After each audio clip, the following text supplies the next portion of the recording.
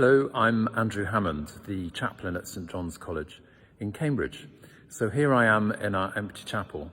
It has been pretty much empty since March, of course. It's been a very strange term not being able to do services here. A couple of weeks ago, though, I was doing what we have been doing, which is regular Facebook live streamed services mostly for the college, for people who would have come anyway. And it was a beautiful Sunday morning. It was the day when the Students' Union here, the JCR, were devoting a lot of attention and activity to the Black Lives Matter campaign. It had burst into life, and it was something that we were thinking about very much, and it was in my mind too. As I stood with me and the laptop celebrating the Eucharist. And as I looked up at the end, I just had my eye caught. It wasn't that it caught my eye, I had my eye caught by one of the statues that we have here. I'm just going to take you over to it. There he is. He's about to appear behind me.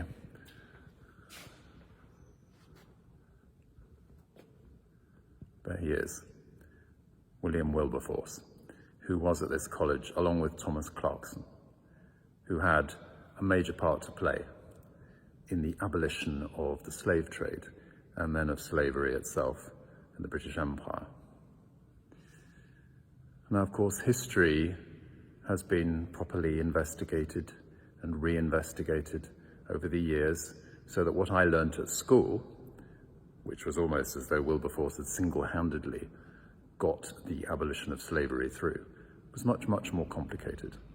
He was a key part of it, of course, in Parliament. But Clarkson, who was also at John's, and he and many others, and of course, many slaves and ex-slaves, the black voices, made a difference, made a huge difference. Recent history has begun to investigate this very belatedly, but properly. Nonetheless, when I looked up from the altar that morning, and I just saw the gaze of this demanding old man saying, well, what are you going to do?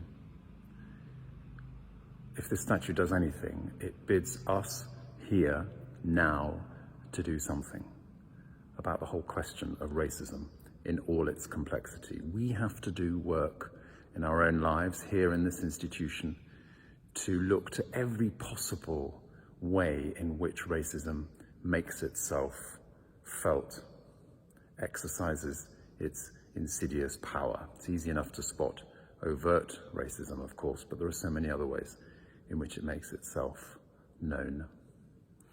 We have not to define ourselves over against others in any way, but especially in this, which is so evil and so deep-seated and so ancient.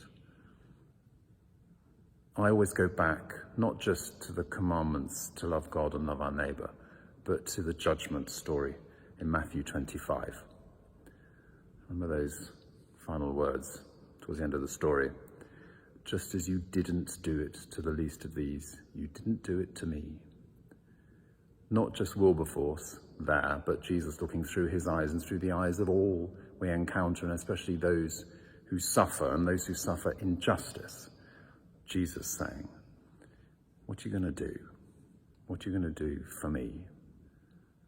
What are you going to do for them? And of course, there is no least in the economy of God's love of the world and all the people he made.